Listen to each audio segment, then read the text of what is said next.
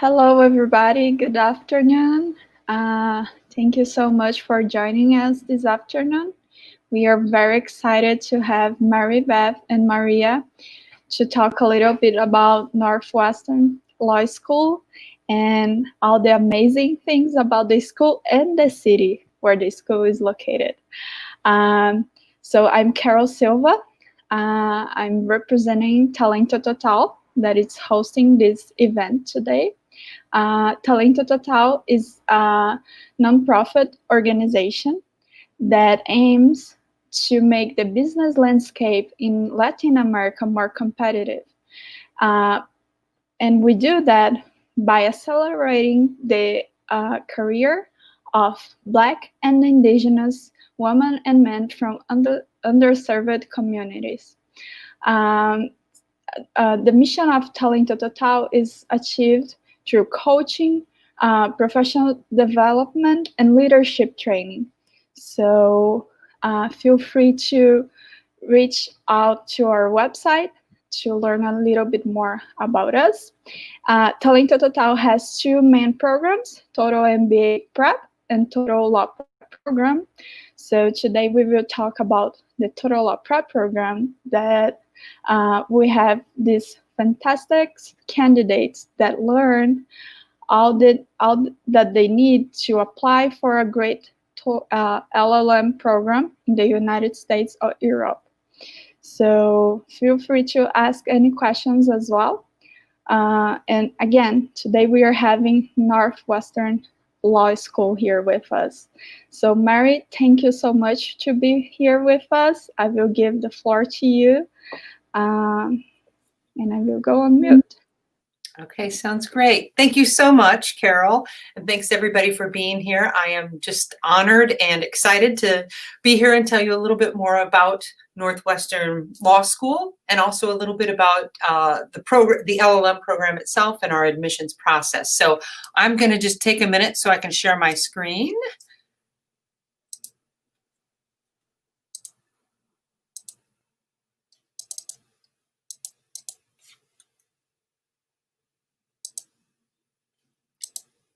All right, I think that's it. So as I said, I'm the Director of Graduate and International Program Admissions at Northwestern, and that basically just means I oversee admissions to our LLM programs. Northwestern Law School itself is a top-rated law school in the United States. So in the US, there are upwards of 200 different law schools, and Northwestern is ranked 10th among those. So really the top program, which means that we are able to attract top JD students from the United States and abroad, and also top international students from across the globe, from all parts of the world, who come together at Northwestern to study law. On our faculty, we have internationally renowned scholars. So these are leaders in the field of law and in their particular area. And many of our faculty members do have advanced degrees in disciplines other than law, so maybe a PhD in economics or in sociology. So a lot of our courses are taught from an interdisciplinary standpoint. We have a very low student to faculty ratio. So I believe it's probably the lowest in the United States at 6-to-1. And what that really means is you're able to establish really good relationships with those top scholars. So, it's not just a matter of sitting in a large lecture hall, learning from, top professionals, but it's actually being able to establish relationships with them as well, which I think can be very beneficial. The school offers broad curricular choices, and that is we don't necessarily have a specialty in one area of law, but our students really study the full spectrum. So, there are courses in intellectual property and international human rights and tax law and transactional law. So regardless of what your academic and professional interests are, the school offers coursework that will help you, achieve your academic goals.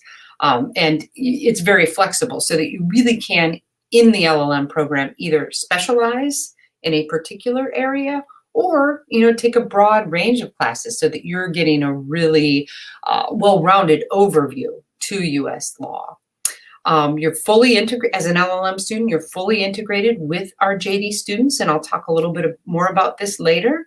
And you have unusual student support. And I think these are the things here at the bottom of my list that really make Northwestern unique among its peers.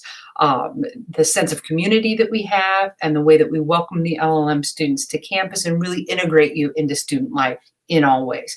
And finally, because it's a top law school, you are not just joining, the Northwestern LLM program, you're joining the larger Northwestern community, both the law school and the broader university. And we have alumni groups in many countries across the globe, and everybody feels a vested interest and connected to fellow Northwestern alumni.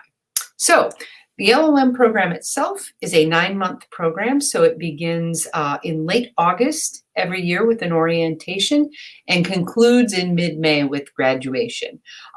You are required to take 20 credit hours of coursework, and of those credits, there are only 2 mandatory courses that you have to take that are listed there. There's a common law reasoning course, and then 1 course in American legal history.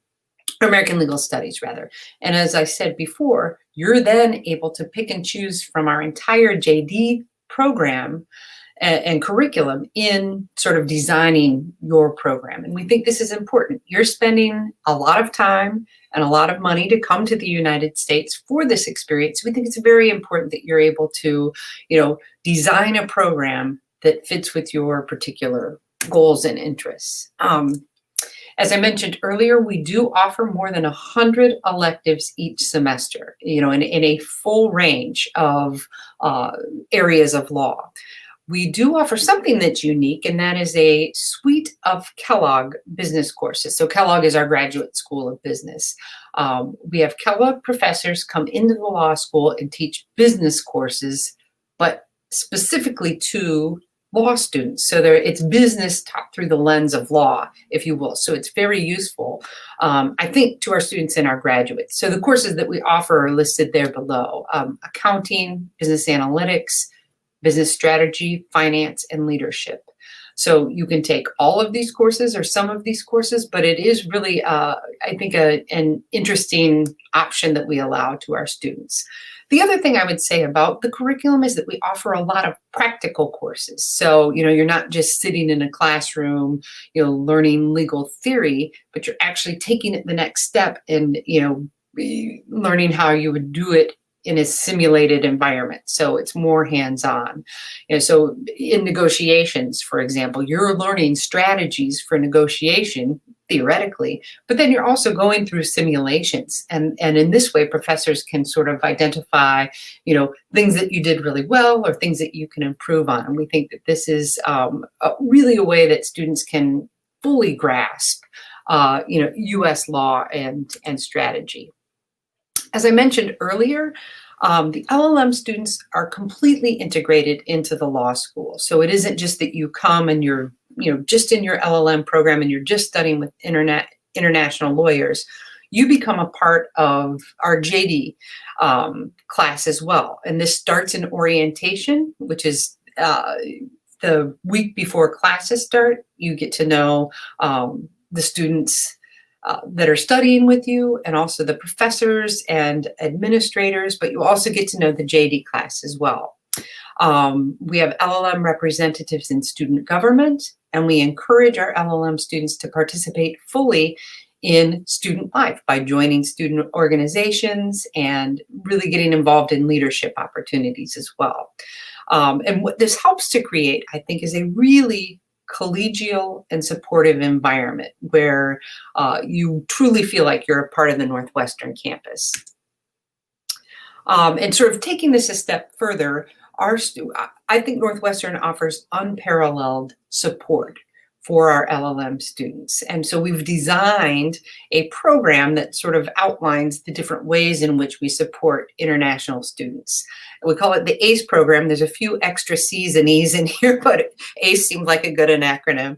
And that involves academic support, curricular, career, cultural, English, and excellence. And I won't go into too much detail about each of these, but I think they all sort of bear a mention. And in terms of academic excellence, you all are obviously accomplished scholars. You know, you have your LLB degree from your home country and have always done well academically. But learning in a US law school is different. You're having to learn these tough concepts, most likely in a foreign language. So we really work to make sure that you are prepared for the next step in the program, whether that is preparing to outline a brief or preparing for your first law school exam. We have workshops and meetings that will really help prepare you for whatever that next step is. And as I've mentioned a few times, the curriculum is very vast at Northwestern. So I think the biggest challenge for LLM students is sort of narrowing down the courses that you want to take. You know, there's so many to choose from, and they all sound really great. How do you select the courses that are going to best help you fit your goals? And so that comes in the form of curricular advising. You'll have a one-on-one meeting with the director of the program before you even come to campus, just to be able to identify the courses that are going to be the best fit for you. And also you have this advising during the academic year as you select courses for the second semester. In terms of career support, we know that many of our students do want to take advantage of their OPT, optional practical training year, after graduation and stay in the United States, perhaps in a foreign associate position or working for a corporation.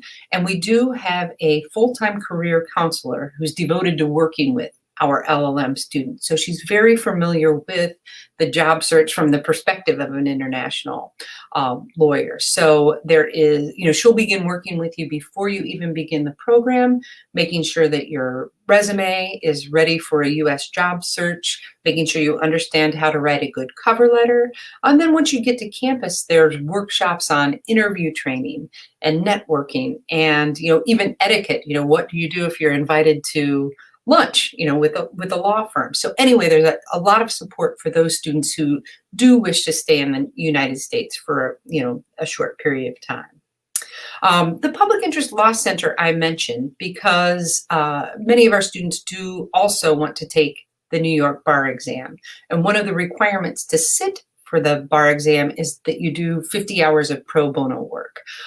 So we have a public interest center who basically develops ways in which students can meet that requirement. So each week there's different volunteer opportunities. So I think this is helpful because you'll have enough to worry about just studying and keeping up with reading. You don't want to also have to be trying to find ways that you can volunteer.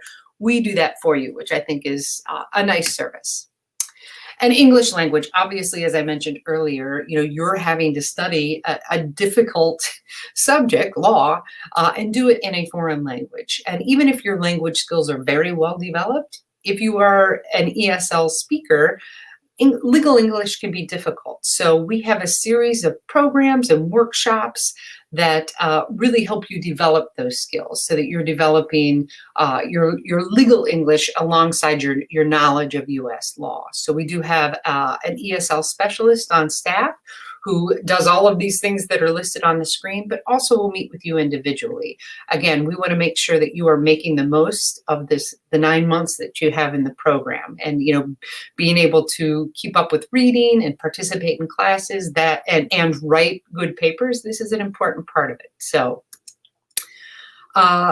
cross-cultural excellence. So obviously this is an academic endeavor that you're undertaking. You're coming to the US to learn law for sure, but it's also a cultural experience. You're here to learn more about the United States just generally. And so we've developed a few programs to help you do that. Global Partners is just where we partner LLM students with our US JD students to go do fun things within the city of Chicago. So you'll see in the pictures here, we have a group that is, at a baseball game. We'll do an architectural tour on the river, going to an art museum, or even going to, visit a law firm. This is part of the experience, I think, learning more about US culture. Global Conversations is just an informal get-together where LLM students join with JD students, and you'll have a topic that's a current event and have a discussion about it. And this is good, just, good experience speaking in English, but it's also good as preparation for an interview. Well, you kind of have to make small talk about things that are relevant. So, that can sort of fulfill two goals there. And as I mentioned, part of that is field trips. Co-curricular activities, these are things that, sort of have an academic component, but they're outside of the classroom. We do have an LLM Vismut court team that participates. In LLM lunch lectures, we bring in practicing attorneys to talk about their work. So there's field trips and speakers and events just to sort of coincide or complement what you're learning in the classroom. So we'll turn to the city of Chicago now. Northwestern is located in the heart of downtown Chicago, in arguably what is the nicest part of our beautiful city.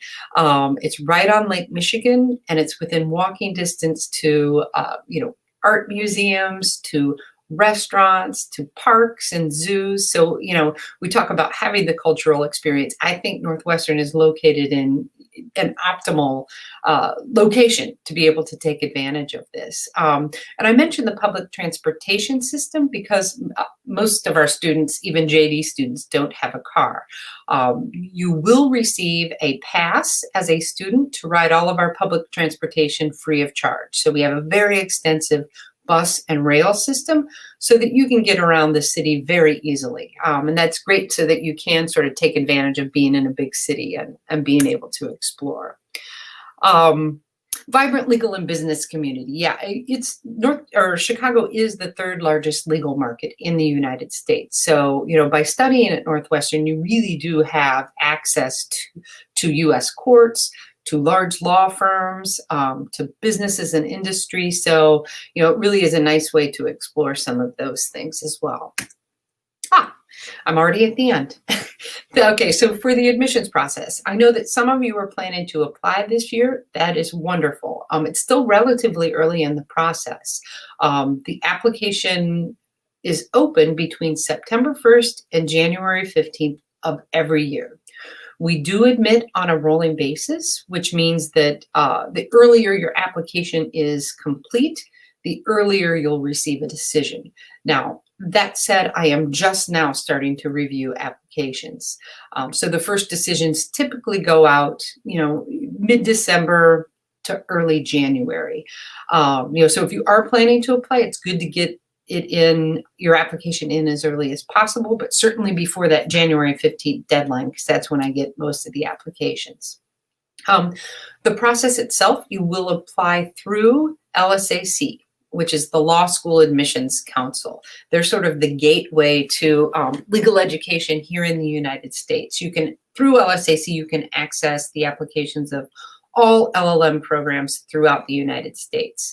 And they also offer a credential assembly service, which is a wonderful service. It does cost money, but it simplifies the process for you. You basically submit all of your documents to LSAC once. They credential those documents and then send them to all the schools to which you apply. So if you apply to 15 schools, you don't need to get 15 copies of your transcripts and your TOEFL score report. You can just do that once and LSAC will send those out for you. So we'll need all of your transcripts translated into English. As well, we require 1 or 2 letters of recommendation, preferably from a professor or a supervisor. If you've been working for several years, your employer or supervisor. We do require a TOEFL or IELTS score. I'm sorry, I have to let my dog in. He's barking. Sorry about that. So for the TOEFL score, we typically look for scores of 100 or better, with sort of even scores within each category, and then an IELTS score of 7.5 or above. And I was talking to Jem about this earlier. If you're a little bit below those preferred minimums, I would still encourage you to apply. There are a few things. We do offer an optional interview as a part of our application process. So this is a great way that you can give us more information about your English language ability. There are about 4 or 5 questions that you'll answer verbally, and then 2 written responses. So this gives us a better sense of your language ability to sort of complement what we're seeing on the proficiency exams. Also, if we think you're a really strong candidate, except your language skills might need a little bit of work, we do offer a legal English prep course that is a 4-week course that's right before classes begin. And I think that is excellent preparation regardless of whether your language skills might need a little bit of work. It's just a great introduction and great preparation for the LLM program generally. We also require a personal statement. Ours is open-ended, so you can use the statement as a way to introduce yourself to us or tell us something that we may not get in other parts of your application. This can be your goals and motivations, or your academic and career interests, or it can be a story or an obstacle that you have to overcome. But for my part, I use the personal statement to try to get to know applicants a little bit better. Just a CV, regular 1 or 2 page resume that sort of outlines your education, your work experience, and then hobbies and interests, publications, that kind of thing. And finally, scholarships. As you probably are learning, legal education in the U.S. is quite expensive. Do know that Northwestern does provide significant financial assistance to our LLM students. We understand that, this is a lot of money even for students in the United States, let alone if you're coming from a country where, the exchange rate isn't very favorable. So don't let the sticker shock dissuade you from applying. Don't let that be the reason that you're not applying. We take all of your previous accomplishments into account when determining your scholarship, and also your financial need. So if there's information that you want to provide to us about your specific situation, please let us know so that we can take that into account when we're determining the scholarship that we will provide to you.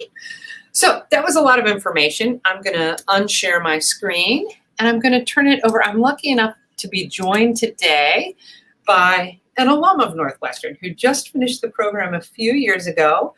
And I thought maybe it would be, I'm kind of paid to say nice things about Northwestern. Maria isn't, and she's been through it. So I think having her perspective or hearing from her would be very helpful to you. So I'll turn it over to you, Maria. Thank you, Maribeth. Hi, everyone. Thank you for joining us. My name is Maria Velasco. I'm an associate at Greenberg Traurig in New York, and I attended Northwestern in 2017. I want to talk about my experience because I think it will be helpful for you to make your decisions and to analyze which is your best university, your best fit, and also, to make you think about like different things when trying to figure out if you should do an LLM or if you shouldn't, and what are like the next steps in your career.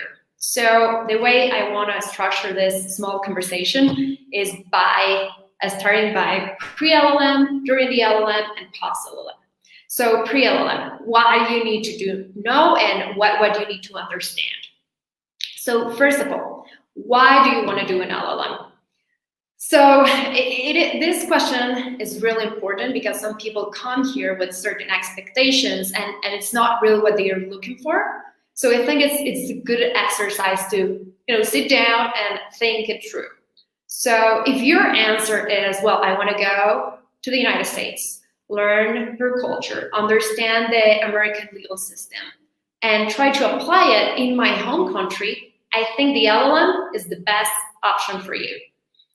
Now, if your goal is to stay in the United States for longer term, I think it's a good idea to consider the JD, just because long term I got a permanent position in New York, and that's just like 1 in a million. And honestly, yes, I did have the credentials. I went to Northwestern, I passed the bar exam, but most importantly, I was very lucky. The market conditions were favorable, and at that time, they needed Latin American lawyers. So it was just the perfect moment for me.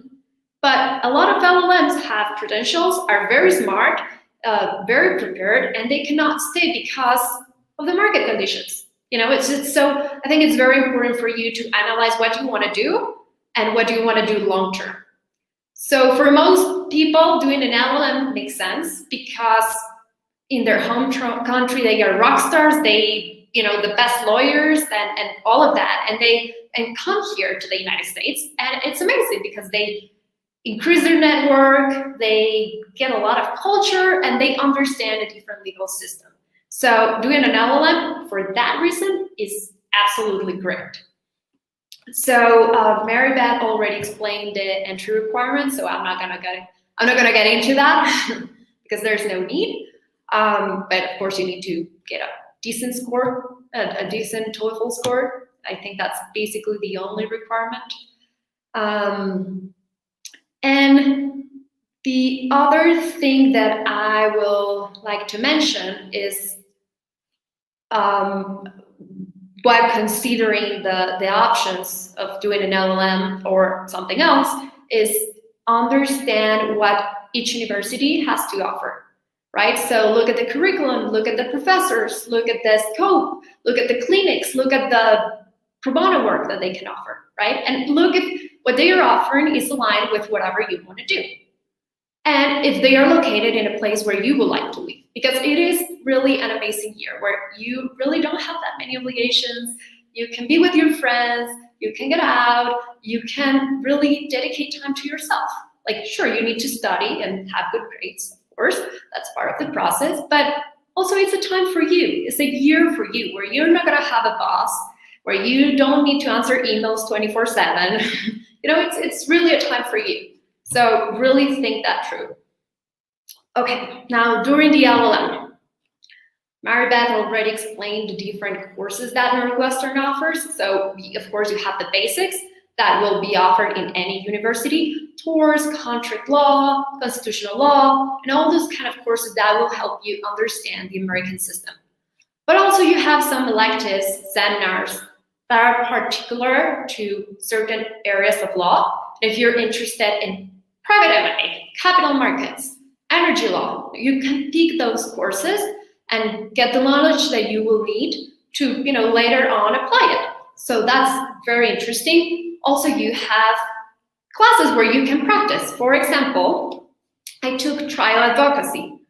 I'm a corporate lawyer. I do M&A and capital markets, right? But that was an experience for me. I was like, well, I want to know how it feels to go into courts and, litigate a case. And that was just really fun. It was just like, you need to understand what is an open statement, direct examination, cross-examination, closing statements, and all of that. And we actually had witnesses and we had a case, and it was, almost like acting. It was really, really fun and actually helped you understand the way litigators work here.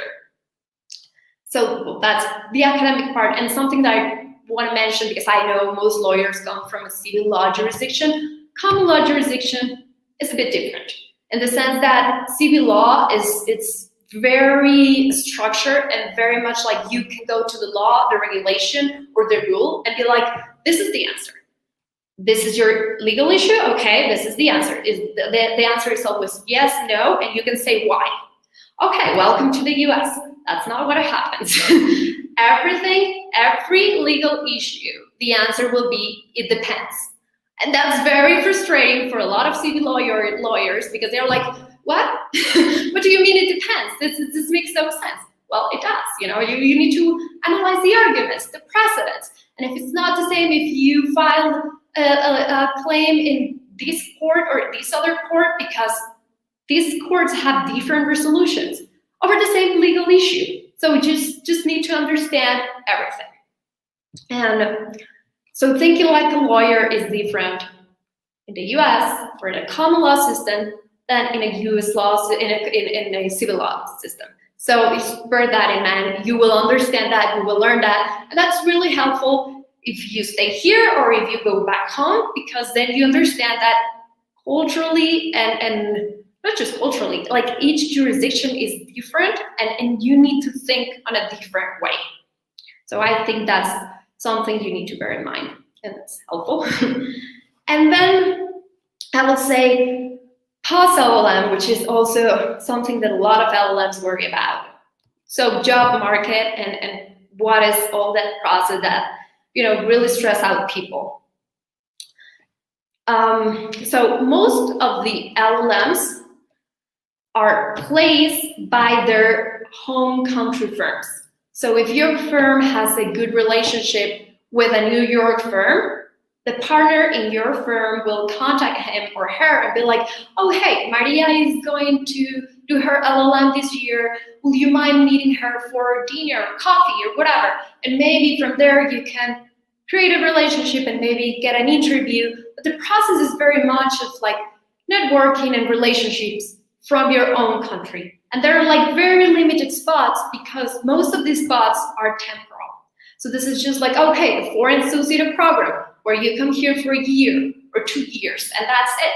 And then they will be like, oh, this is great for the firm in your home country and great for the firm in the US because you create bonds and relationships and it's huge for networking. But if you try to stay longer, which is something that a lot of lawyers want to do, that's just a different path. Like I said, I was lucky, but I wouldn't come with that expectation. I think an LLM, if you end up, under certain circumstances and get a permanent offer, that's great. But I wouldn't come to the US, do an LLM with that expectation because that's not how it works. It's not how the market works. But it is great to network, to understand other legal systems, to have a year for you. If you like to study and do something that you normally wouldn't do, that's also great. Like Maribeth mentioned, the courses at Kellogg, those were great for me. More business and different things that you will normally not do. So I think that's basically it. Plus LLM, maybe the bar exam is another question that everyone has. If you want to do the bar exam, the New York or the California are the most popular ones. Northwestern will tell you which are the courses that you will need to get into to meet the minimum requirement.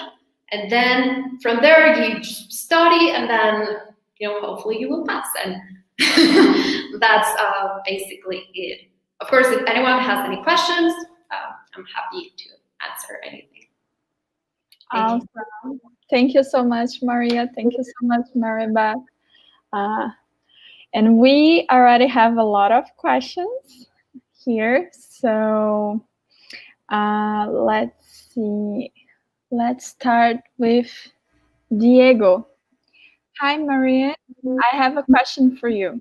How has the diversity of origins of LLM students contributed to strengthening of the course and activities carried out? Is that for me or Maribeth? I believe for you. Okay, so I think that's the most important part. I think diversity is, you will see, an LLM is basically people from everywhere, and that's the best part, honestly. Like, for example, I had this class where my team were only people from Japan for some reason, and I actually had to do a whole project with them, and I got to understand that they actually think in a very different way. We had to negotiate some terms, and it was a complicated exercise. But when I was talking to them and discussing our strategy, I was like, yes, let's be aggressive. Let's fight for this, more like Western American way. And they were like, no, let's be more chill. Let's be just even that. It's a different way of thinking. And that's the great thing about the LLM, because you would not only meet people from the US, but you will meet people from Europe, Asia, Latin America, everywhere. And I think that's just great. Diversity is one of the best things. Yeah, and I just want to follow up on that, that we work really hard to try to make the incoming classes as diverse as possible for that reason, because you're learning so much about, how someone from a particular region or country would approach a legal issue, right? So that's going to be beneficial to you in your career. And it's just an interesting exercise anyway. So it's something that we really strive for in admissions. So that's all I would add to that. Okay, awesome. We have Wilmer. Wilmer is one of our candidates. He's from Venezuela. He's currently living in Chile as a refugee. So he's asking, may I ask if students can be academically supported by the Center of Human Rights in pro bono case such as international protection for my Wahoo community in Venezuela borders? I think. Yeah, this is a good question.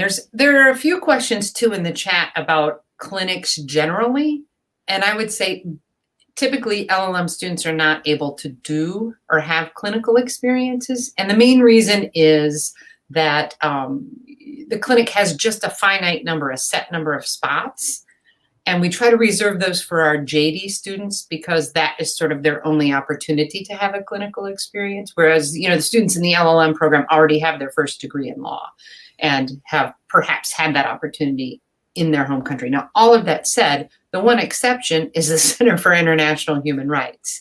That is sort of run by students in the LLM for International Human Rights. But I think even if you're a student in the general LLM program, with an interest in human rights, you would have the option to be able to participate on it. I do know that the director of the clinic, Professor Bridget Aramad, is open to having cases referred to her by her current students, especially those that are in the LLM and international human rights. These are presumably human rights lawyers in their home countries who are dealing with these issues. So I think a lot of times that's how they get their cases. So Wilmer, this is not really a direct answer to your question, but I think that scenario would be feasible. I think that's something that could happen and could definitely happen if you were specifically in the LLM for human rights, if that makes sense. All right. Wilmer, let us know. Here comes Maria. Hi, Maribeth and Maria. A pleasure to meet you. Joining in from Cartagena, Colombia. I was wondering, what do you think is the area of strength of Northwestern University? I do have a question. Yeah. How can I pronounce the Pritzker? Pritzker, right? Exactly. It is? That's exactly right. Yeah. For Brazilians, sometimes we get a little afraid to say the names. Okay, yeah. Thank you. So likewise here with international. Maria, what do you think the answer to that question is? So I'm a corporate lawyer, and I actually found that it has a great program for corporate lawyers because it has the business part and it has, many alternatives. So you can basically build your own program. I think it also has the option if I don't know, if you're a human rights lawyer, you can get an LLM in human rights. But I think it all depends on what you want. But I think the program at Northwestern is huge. So you can actually pick your classes and be like, well, I want to, focus in this matter or in this area of the law. But I will think it mostly covers all areas, but I think it's great in corporate human rights. There's also an LLM in tax, I think. Yep. It's very broad, I will say. That's almost exactly how I would answer that question. Really. I think we're probably best known for corporate and transactional law, but, just the breadth of course offerings that I, had mentioned earlier. I mean, we have a really strong program in intellectual property and cyber law, but with the Kellogg classes and the number of transactional courses we have, that's probably what we're most known for. Awesome. Thank you. And now we have Cesar. Hi, Maria. I want to ask you on the Kellogg courses. As a lawyer, how challenging is to take those business courses from such a prestigious school? Ooh, that's a great question. That is. It's a great question. I'm a lawyer, but I'm a weird lawyer. I love math. So I actually did a finance course before going to Northwestern. So for me, it was exciting.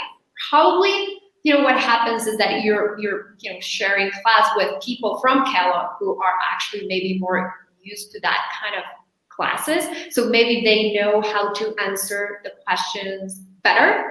But I think if you spend, I don't know, a couple weeks in any class, you will understand it, you will get it, and you actually will feel great, because maybe at the beginning it was a little bit challenging, but then you got it. So I think it's a good experience.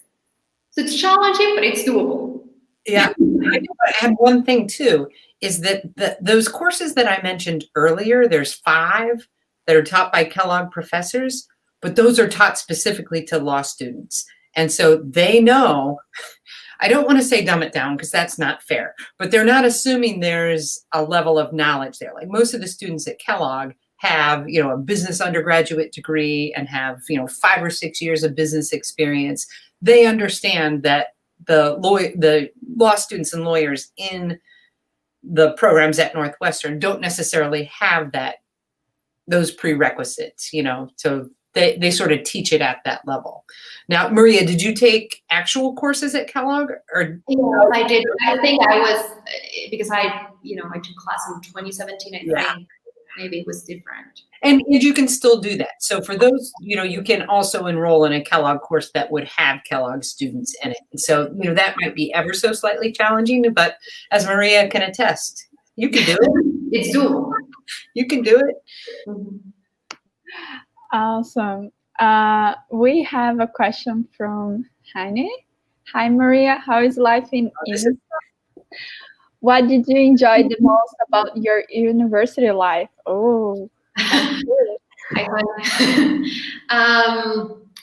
so Northwestern Law School is not in Evanston. It is in the middle of Chicago. So that's actually pretty great because, for example, I'm a runner, right? So I love to run every morning, and it was in front of the Lakeshore Drive, and you can run for miles and miles and miles and miles, and then come back, and it's super safe, and it's very pretty, and I used to do that every morning, so that was amazing for me. But I also had all kind of different alternatives for restaurants, bars, the Millennium Park. It offers, I don't know if this times during coronavirus, but at least back then, it offered a lot of free concerts, jazz, classical music, all kind of things, movies in the park. I don't know, it was really a city experience, but also I think I like the outdoor activities. So for me, it was great. And also, if you like the change in the seasons,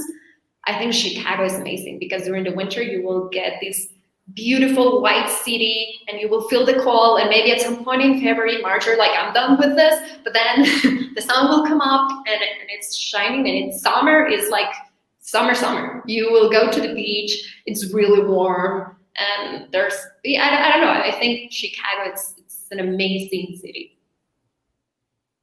Yeah, I have to agree with you, Maria. Chicago is one of my favorite cities in the United States, so I agree with you. And Mary Beth, I will ask you that. It's a personal question because, I started to understand better about the MBA world when I joined TalentoTotal. Mm-hmm. So maybe some folks that are watching us, maybe, are questioning what is Kellogg. Oh, yeah. Sorry. Can you give me some insight on that? Yeah. So Kellogg is within Northwestern, the Graduate School of Business. So the Master's in Business Administration, Kellogg is the school, and it is the top school in the United States for business. It, sort of one or two, but it's a top school. So just the, the ability to be able to take courses from there, whether they're the courses that are for law students or courses for business students, is an incredible opportunity. It's something that, you can put as a line item on your resume and it's going to mean something, aside from, the education that you'll receive. It's a good credential. Awesome. Thank you. Yeah, I was just thinking, maybe not everybody was watching. Thanks for asking the question. Yeah. No problem. We do have another question from Diego. Mary Beth, greetings for you. What are the main things that you think a candidate should describe in a personal statement to apply at Northwestern? Yeah, this is a great question, and it's one that I get with frequency. And I think it's because the statement is open-ended It's almost intimidating because we don't necessarily tell you what to write about. So it's sometimes difficult to figure out how to focus your statement. So I think a really safe bet is to talk about, why you're interested in coming to the United States. What are your academic goals? What are your career goals? And an added bonus would be telling us how Northwestern can help you meet those, or why you're interested in us. But I don't want people to be confined by that. I don't want you to think that's what you have to write about, because as I said earlier, it is a way that you introduce yourselves to us and maybe tell us something that we're not going to get somewhere else. So maybe it is, I don't know why I'm looking at your picture, like I'm talking to you down there.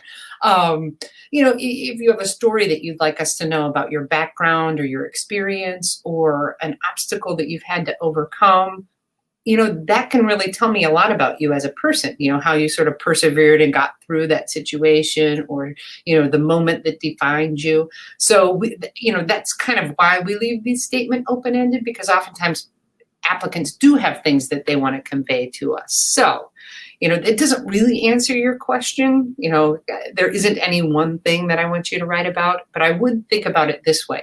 It's a writing sample, right? It's really the only evidence that we have of your ability to write in English.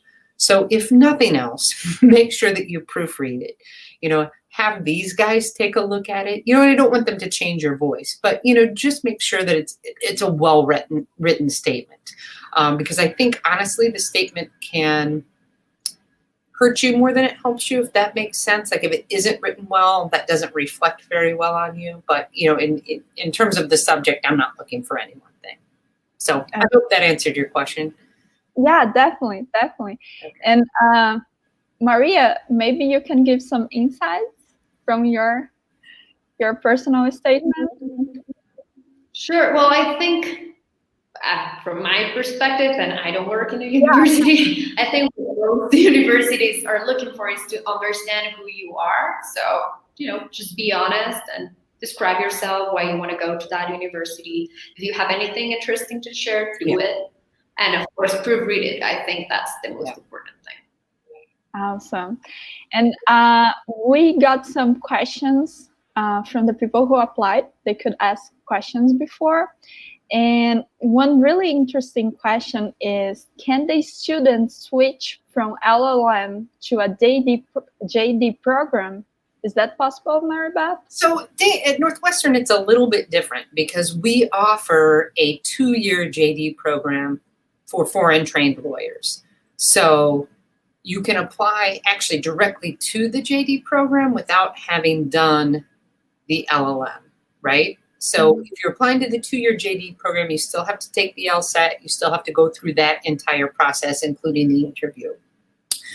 That said, we do get a lot of students who come, they do their 1 year of LLM study and they think, this is not enough, so they want to stay on and do the JD. We do not have a transfer function. You still have to go through the whole application process and take the LSAT. So, if you have specific questions about the differences between the two, I can talk to you about those. I think the upside to the 2-year JD program is obviously that it only takes 2 years and, it's less money, it's less time, you're into the marketplace earlier. The downside is students in that program have to come the summer before they even take any Northwestern classes. So to do the recruitment. So the large law firms come and do the on-campus interview program in the summer before a student's second year. So for you guys, you would have to go through that process using just the credentials that you applied with. So your LLB study, your previous work experience.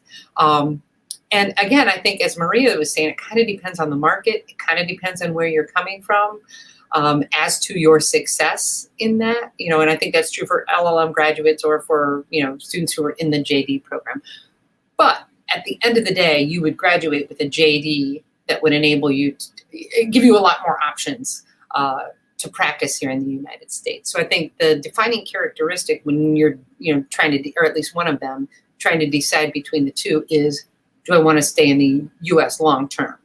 If your goal is to come here and stay here to practice, you probably want to do a JD. It just gives you more flexibility and more options. Maria, would you agree with that?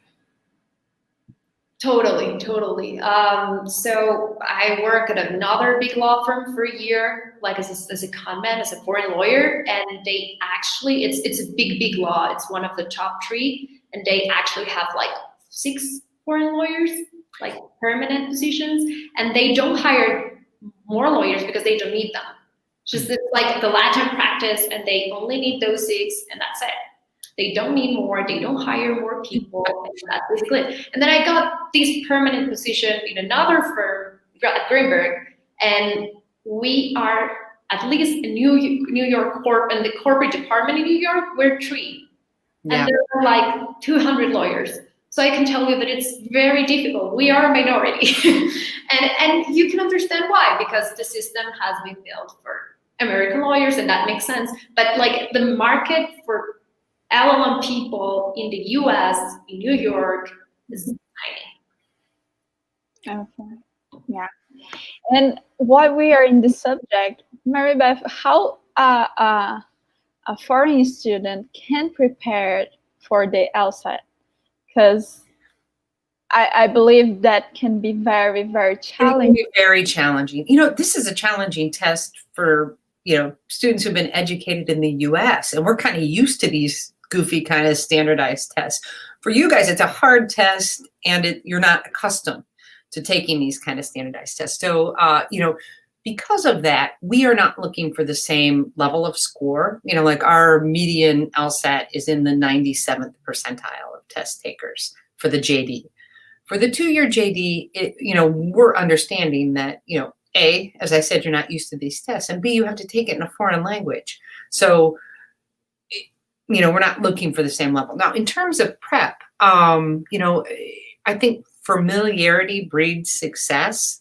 Like, try to take that thing as many times as you can, because each time you get a little quicker, each time, you learn a few more things that will help you do better. So there's all sorts of online practice tests and programs that you can do. I think Khan Academy is probably the most economical. I mean, it's free. But it's a really good prep. So, if a JD is your end goal, I would give yourself at least 6 months of lead time to prep for that test. And maybe even leave yourself time in the application cycle if you want to retake it to apply. So, and I think this is true for almost any aspect of the admissions process. Talk to as many people as you can. Talk to people who are doing what you want to do, and talk to them about how they got there, right? Because you'll always get good advice, right? No, I agree. Being involved in this organization, I think, is great, because you have exposure to people who are going to be able to help you in this process. Yeah, no, definitely. And the way I see the LSAT, it's close to, again, MBA side to the GMAT.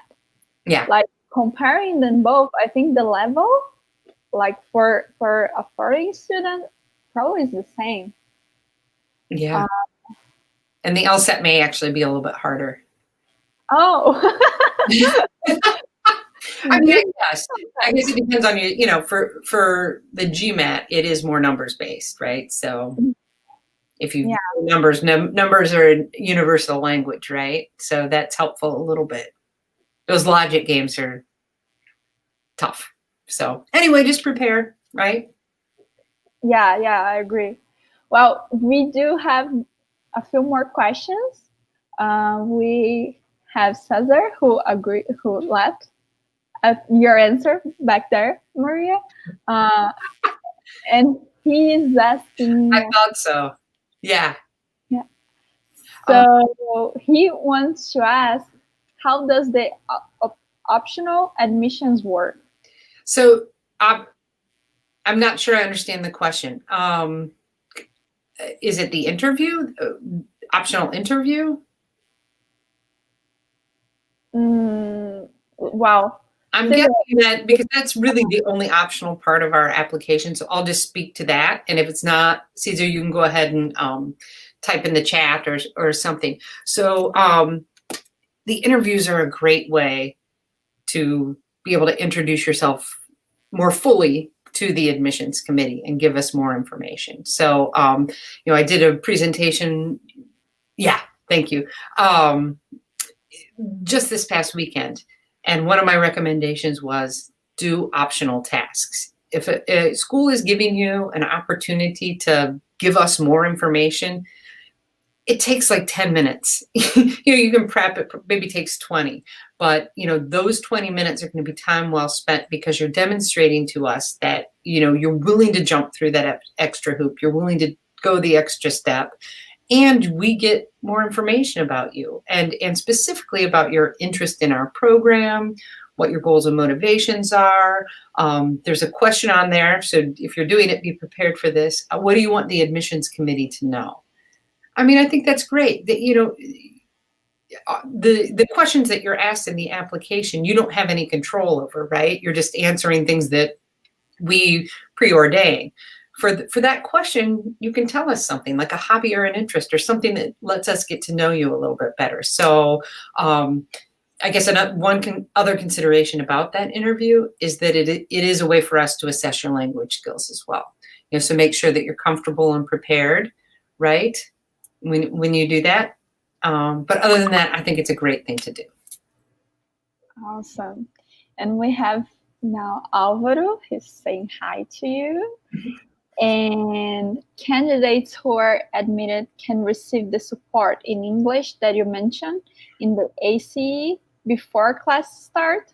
Yeah, they're two separate things. ACE is available to all students, and you should absolutely 100% take advantage of that. So Maria, that's all that stuff that Nell does, right?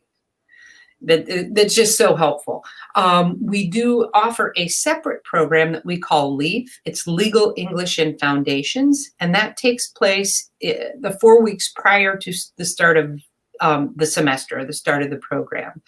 And so that's just a great way to get to know the campus, to get to know professors, to become more accustomed to what you can expect in the classroom, and to just, in that program, obviously you're immersed then in an English-speaking environment. So, you have those 4 weeks to get used to it before it kind of counts. So there is an additional fee for it, but the students that go through it, come out of it just so well prepared, I think, regardless of how strong your language skills are. Awesome. Great. I just do it. Did you do LEAF? No. I didn't. No, but it was a mistake. I was too confident on many things. I actually LLMs. This is something important. Actually, LLM might take the advantage to have 30 minutes after the judges finish the exam, so you have 30 minutes more to finish your exams, and that's really, really helpful because you're not a native speaker, so there are little things that you might just adjust and reread, and it's just like, who doesn't want 30 minutes extra in their exam? So I was like, no, I don't need that. I feel very comfortable. That was my first semester. Never again. Never be too comfortable. Never waste those 30 minutes. Everyone stay, and I was the only LLM that left the room without those extra 30 minutes. There are many things that you can take advantage of. That you should, because otherwise you will regret it. But yeah. True. Oh, yeah. We have a question from Heine again. How long is the review process, and what are the plans for the next academic year affected by COVID-19? That is the gold question. Yeah, right. I'm getting that a lot. Okay, so the review process, as I mentioned earlier, the application opens September 1st. And I am just now sitting down to review completed applications. It's still very early in the process. So it's hard to give a time frame because it kind of depends on sort of the number of applications I receive and when I receive them. I will say that everybody should have a decision by February 15th, right? And I'll begin sending them January 1st. So the earlier you apply, the earlier you'll get your response. And then most schools have a deposit deadline or a tuition or decision deadline of April 1st.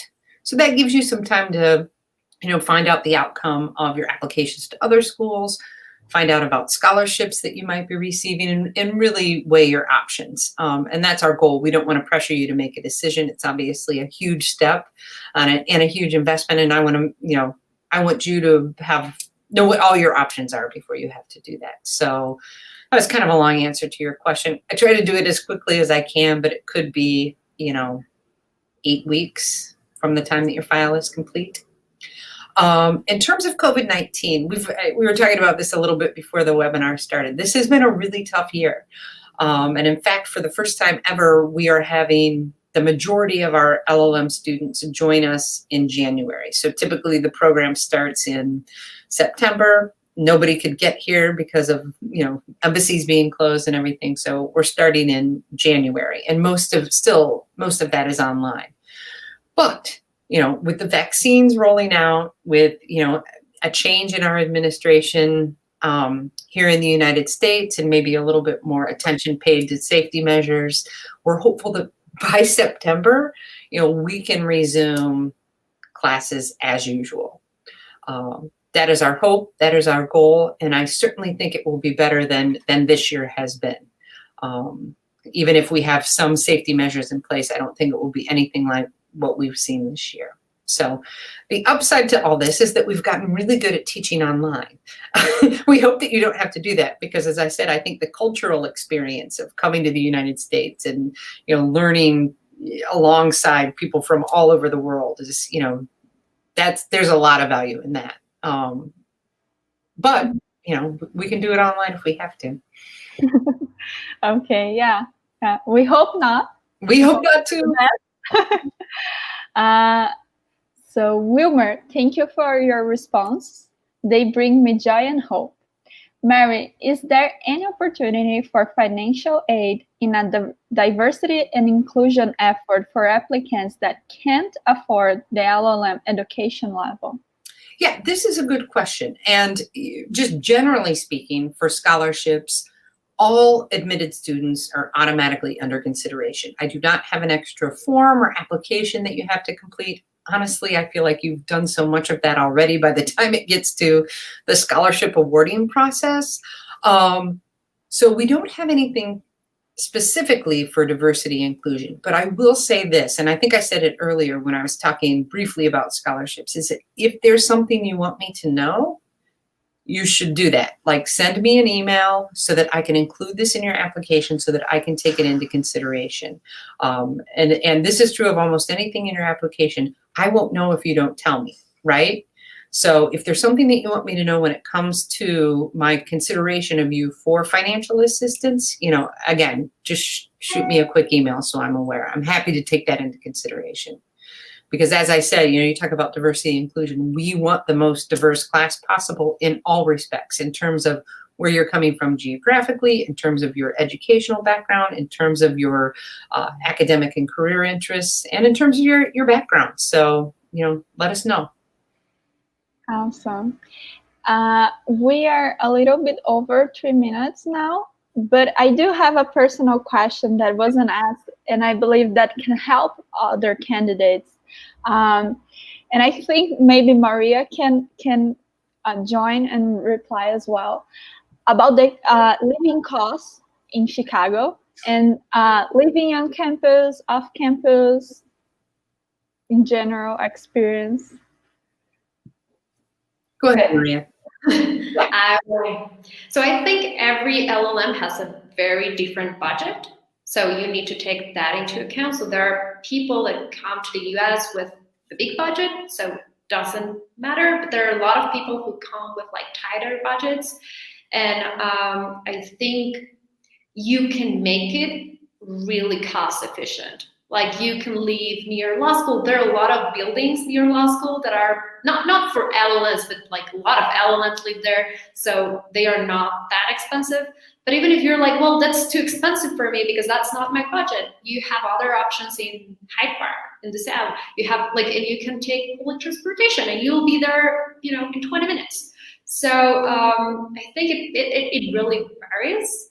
I think you can spend from, I don't know, 1,000 to 2,000 per month for rent. I think that's kind of, it's out there, maybe a little more. It all depends on what you want. And also in terms of like food, you can go to Whole Foods or go to Trader Joe's or like different alternatives. So it's kind of what you make out of your budget. But I think what is the standard, maybe between, I don't know, without considering the tuition fee, maybe it's between 60,000 to 120. It's just, I think it's very broad. It all depends on what you want. There's LLMs that come with big budgets, they spend it all. And there are others that are like, no, I need to save everything. And also they share the same experience. It's almost what you can afford, honestly. Yeah, the only thing I'm going to add to that, that's also true, is that you can help defray costs or keep costs lower if you find a roommate, and we try to connect you guys before you come in so that it's cheaper if you're sharing expenses, not just of the apartment but also of utilities and those kinds of things. And as Maria mentioned, the area around the law school is arguably the nicest, but also the most expensive in the city of Chicago. So you can live within walking distance, but that's probably going to be your most expensive option. If you just move a little bit further out, it's still very safe and very nice and very easy to commute. And you can, save a couple $100 a month, which can add up, right? And I guess, Maria, even thinking about places around the law school, you have the big fancy places that have gyms and doormen and, all the amenities, but there's also just smaller, more modest apartments. So anyway, we have resources at the law school and we can assist you in this. I know it's difficult when you're overseas and you haven't maybe been to Chicago and you're trying to figure out where to live. The International Programs Office can be very helpful, and the Office of Admissions can as well. So, we'll help guide you if you need a little bit of assistance. Okay, awesome. We just got one more question from Cesar, and I think that it's an important question from what you mentioned, Mary Beth. Is there cross-registration with other schools in the city? For example, Chicago? Yeah, there really isn't. And, logistically, I'm not sure how that would work anyway. So no, there is cross-registration within the law school. As Maria mentioned, she was able to take courses at Kellogg, and there are students who have petitioned to take graduate level courses, say at the School of Economics or the School of Sociology. Again, though, I think it's difficult because, as I mentioned earlier, there's more than 100 courses just within the law school every semester. So you're going to have a harder time trying to whittle down the number of, Northwestern law classes that you're going to want to take without, thinking about taking courses outside of the school. I just have one other thing to say. I know my answers are really long, but we do also offer graduate research options. So, if perhaps you're interested in a kind of niche area of law, maybe even something like healthcare or something related to public interest, we don't require a thesis, but you can work one-on-one with a professor, basically on a topic of your choosing. And that's kind of a way to focus your legal studies as well. That's a great option. I actually want to say that I did one. Oh, you did? Because I had a scholarship from the Mexican government and I actually had to do a thesis. And it was about clean energy and the clean energy markets. And at that time, it mattered because our former president cared about that. But right now it doesn't, but what I wanted to say is that I took a seminar about environmental law with Professor Jana, I do remember that, and they had like different experts on the area, and he particularly was really helpful on my research, and I was able to ask questions to him and a lot of people. And also I took a class at Kellogg about clean energy, but like the economics of the environment and more like pragmatic issues. So my research was like a compilation of multiple classes, but I had someone who supervised that, and it was really helpful. That is so cool. I didn't know that. I'm glad I mentioned it then. That's awesome. Awesome. Well, thank you so much, Mary Beth. Thank you so much, Maria. It was such pleasure to have you today here talking to our candidates, our participants. I do want to ask everybody who is watching us to hit the like button, subscribe to our channel, so you can stay really informed of all the events we are hosting. So again, thank you so much, Mary Beth. Maria. It was a pleasure. Thank you. And we see you all the next event. Thanks so much for coming, everybody. You- Maria or Carol, do they have our contact information? You can share that with the attendees. Oh, we can share with them. We Yeah. have all their Okay. Perfect. Yeah. All right, thanks. Okay. Thank you, everybody. Have a good evening. Bye-bye.